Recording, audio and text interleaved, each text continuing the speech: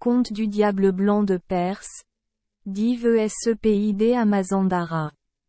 Div-Sepid est un roi démon dans les histoires persanes, le chef des démons de Mazandara.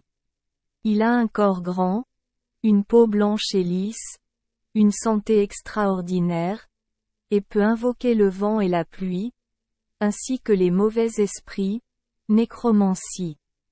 Div-Sepid. Mazandaran est habité par un peuple différent des autres Iraniens.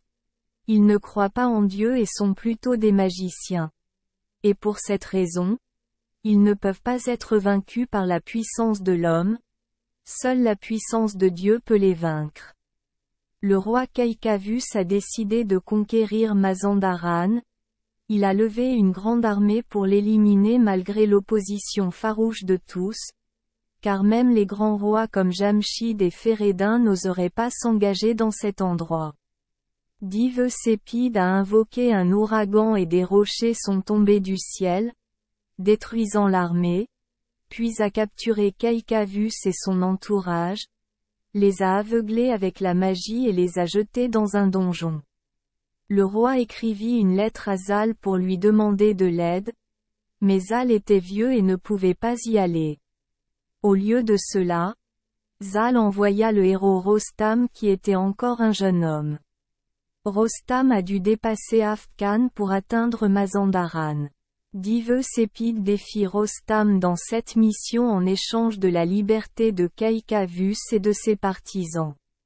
Mais après que Rostam ait réussi, Div-Sepid a rompu sa promesse et a attaqué le jeune homme. Cependant, la bataille s'est terminée avec la victoire de Rostam. Il a pris le sang du démon blanc pour soigner les yeux du roi et de ses partisans. Avant cela, il y a plusieurs références à Mazandaran. Dans l'histoire de Zal et Rudaba, il semble que Sam, le grand-père de Rostam, ait conquis Mazandaran à l'époque de Manucher. Merci les enfants des Esperluette Croisillon 39. Avoir écouté des contes de fées au jour Esperluette Croisillon 39. 8. Espérons que les histoires apporteront aux enfants des moments heureux et significatifs. Si vous aimez notre chaîne, veuillez appuyer sur le bouton S Esperluette Croisillon 39. Abonner, pour ne manquer aucune histoire intéressante. Je vous souhaite une bonne nuit de sommeil et de beaux rêves. Rendez-vous dans la prochaine histoire.